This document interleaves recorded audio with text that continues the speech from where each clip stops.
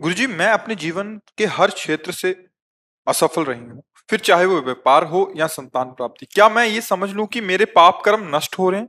कृपया मुझे मार्गदर्शन कीजिए। हाँ, देखो, पूर्व के पुण्य और पाप दो कर्मों से मिश्रित शरीर बनता है।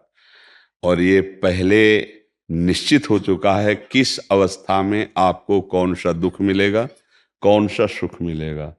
अगर आपके भाग्य में संतान योग नहीं तो आप कुछ भी उपाय कर लो, आप कुछ भी कर लो, सफलता नहीं प्राप्त हो सकती है। संतान योग है तो बिना प्रयास के उसका लाभ मिल जाता है। ऐसे ही यदि आपके पाप प्रबल हैं तो आप कुछ भी पुरुषार्थ धन प्राप्ति के लिए करो, वहां आपको हर बार हार सहनी पड़ेगी, हर बार असफलता सहनी पड़ेगी आपको। अब आपका मनुष्य जीवन केवल इसी असफलता या सफलता के भोगने के लिए नहीं है। ये तो पशुवत जीवन हो गया कि भैया जो हमारे भाग्य में लिखा है वही हम भोग रहे हैं। अब नवीन कर्म करो जिससे उसको तुम रोक सको, जो आ रहा है बुरा प्रारब्ध उसको रोक सको। वो है भगवान का आश्रय, भगवान का भजन। अगर भगवान का आश्रय नहीं है और भजन नहीं है, नाम जप नहीं, मंत्र जप नहीं, तो इन चुट्ट पुट्ट छोटे कर्मों में इतनी ताकत नहीं कि तुम्हारे प्रारब्ध को विध्वंस कर दे या तुम्हारी असफलता को सफलता में बदल दे। वो भजन से ही होता है। मनमानी आचरण करें और हम भगवान से विमुख होकर सफलता चाहें तो हमें लगता है कि ब्रह्मा में भी इतनी सामर्थ्य नहीं कि वो हमें सफल बना सके। भगवान के आश्रित हो जाओ, नाम जप करो। वो है कर तुम अकर तुम अन्यथा कर तुम सर्व समर्थ ईश्वर। जैसे हम कई बार बताया है कि मुकदमा में हम हार जाएं और हमको फांसी की सजा मिले, जज दे दे। अब एक ही उपाय है, राष्ट्रपति क्षमा कर दे तो सारा वकील और जज का जो सब निर्णय है वो धरा रह जाएगा। एकमात्र केवल उपाय कि राष्ट्रपति हमारी क्षमा याचना स्वीकार कर ले और वो क्षमा कर दे। ऐसे ही हमारे शुभ और अशुभ कर्म, कानून पक्का है हमारे भगवान का, वहां कोई घूस नहीं चलती और वहां किसी भी प्रकार का धोखा नहीं होता कि भाई गलत साबूत पेश करने के कारण निर्दोष को दंड दे दिया है। वहां किसी की गवाही की जरूरत नहीं है। हमारे जो न्यायाधीश धर्मराज जी हैं, वहां किसी की गवाही की जरूरत नहीं। वो एक सेकंड में मन के अनुसार जो जो तुमने किया है वो सब पढ़ करके तुरंत एक सेकंड में सबका हिसाब होता है। और वो जो हिसाब हुआ है उसमें कोई धोखेबाजी दगाबाजी नहीं, उसको कोई काट सके तो जैसे राष्ट्रपति, ऐसे भगवान है।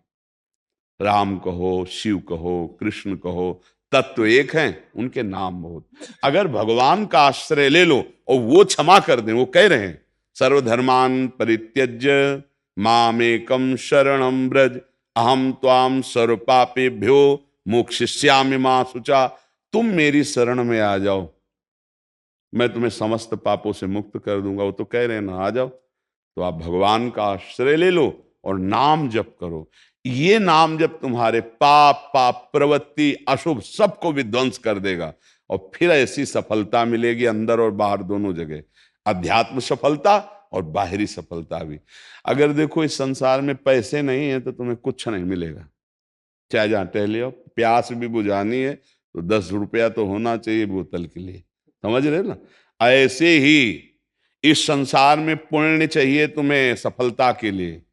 असफलता पाप बार बार आपको टांग मारेगा जो आपने कर्म किए। इसीलिए हम कहते हैं आजकल नए बच्चे को समझ ही नहीं रहे।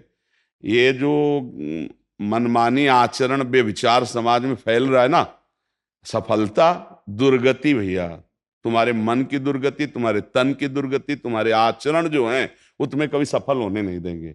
ये आज जो नए नए बच्चों में व्यसन फैल रहा है, बेविचार फैल रहा है, मनमानी आचरण फैल रहे हैं, आगे चल करके बहुत इनका जीवन दुखमय होगा। ये समझ नहीं पा रहे हैं सफलता कहाँ मिलेगी। हम जन्म जन्मांतर से भगवान से विमुख होकर ऐसे आचरण करते चले आए, अब मनुष्य जन्म मिला है। देखो कितनी कृपा है कि आप ये संतों की सभा में बैठे हैं, आप प्रश्न उत्तर कर रहे हैं, आप अध्यात्म को जानना चाहते हैं, आप अपने उन कर्मों को मिटाना चाहते हैं। तो अब इस कृपा का आदर कर लीजिए। बार बार कह रहे हैं जिसको संसार में और अंदर हृदय में दोनों जगह सुख और शांति और उन्नति चाहिए, वो भगवान का नाम जप करे। गोस्वामी जी खुली बात कह रहे हैं, राम नाम मणिदीप धर जीह देहरी द्वार तुलसी भीतर बाहे रहू जो चाहस उजियार। उन्नति चाहते हो, प्रकाश चाहते हो, सफलता चाहते हो, और भगवान से विमुख हो, मनमानी आचरण करो, कभी नहीं हो सकता। अगर चाहते हो तो हृदय में भी प्रकाश ज्ञान का हो जाएगा, बाहर भी प्रकाश हो जाएगा। आप नाम जप करो, प्रियाजू का नाम जप करो, लालजू का नाम जप करो, राधा राधा राधा राधा, कृष्ण कृष्ण राम कृष्ण हरि। कितने भगवान के मंगल में नाम है। हमारी तो शास्त्र सम्मत बात है, नाम जप नहीं करोगे तुम्हें कोई नहीं बचा सकता, क्योंकि तुम्हारे कर्म ऐसे हुए हैं और आगे होते रहेंगे। जब हमारे पास ज्ञान ही नहीं तो हमसे फिर पाप कर्म बनेंगे और उनका फल भोगना पड़ेगा। हम सोचेंगे असफलता क्यों मिल रही है, हमारे कर्म है। हमको अब अपने कर्म सुधारने पड़ेंगे और मिटारने पड़ेंगे। मिटारने की सामर्थ्य सिर्फ भगवान में है, भगवान के नाम में है। ये सामर्थ्य ब्रह्मा जी को नहीं। ब्रह्मा जी रच सकते हैं, मिटार नहीं सकते हैं।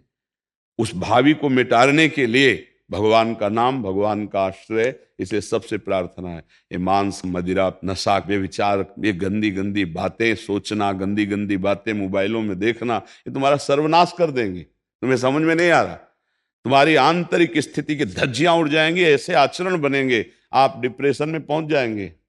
आपका मन ही आपको दंड दिला देगा। कितने ऐसे बच्चे नए नए आए जिनको देख करके तरस लगता है कि अगर इनको सही शिक्षा मिलती तो इनका जीवन सफल हो जाता। वो बार बार यही कह रहे हैं, मैं अब शरीर को नष्ट करना चाहता हूं। क्यों? आचरण बिगड़ गए। सबसे बड़ी सफलता है चरित्र पावन होना। इसे कोई देख रहा है? हमारे समाज को देख रहा है?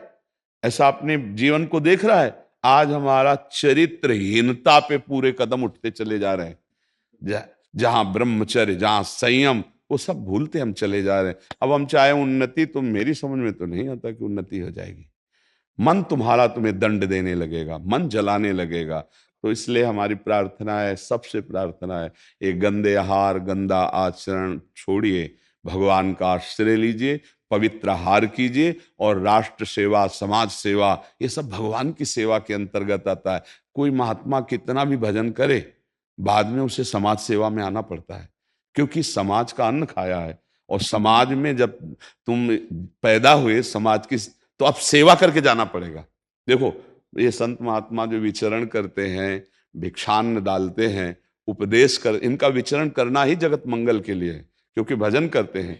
इनके शरीर से वायु, इनका दर्शन, इनका संभाषण सबके पाप नष्ट करता है। तो ये जगत मंगल करना ही पड़ेगा। ऐसे ही आप समाज सेवा करनी पड़ेगी। देखो कैसी बुद्धि खराब होती चली जा रही समाज की। बड़े बूढ़ों का आदर खत्म हो गया, पैसा बढ़ा, बड़े बूढ़ों को घर से निकाल दिया या अनाथालय भेज दिया। अरे भाई, इस समय उनकी सेवा की जरूरत है, उनकी सेवा कर लो तो भगवान प्रसन्न हो जाएंगे। तो बड़ा समय विपरीत होता चला है। तो इसलिए हमें लगता है सब सतमार्ग के अनुसार चलो, अध्यात्म के अनुसार चलो, तो हृदय भी शांत हो जाएगा और बाहर भी सफलता मिलने लगेगी। सच्ची मालूम, आप लोग समझते होंगे कि संतों को मेहनत नहीं पड़ती। हमें लगता है जो संतों को मेहनत पड़ती है, वो मेहनत किसी को नहीं पड़ती, क्योंकि उसी मार्ग से चले। भैया, जब काम सताता है ना, मन में क्रोध आता है ना, लोभ आता है, मोह आता है, तो देखो तुम्हारी हालत क्या होती है। और वो उससे युद्ध करके परास्त करके वो बैठा है शांत ऐसे, उस जलन को सहा है।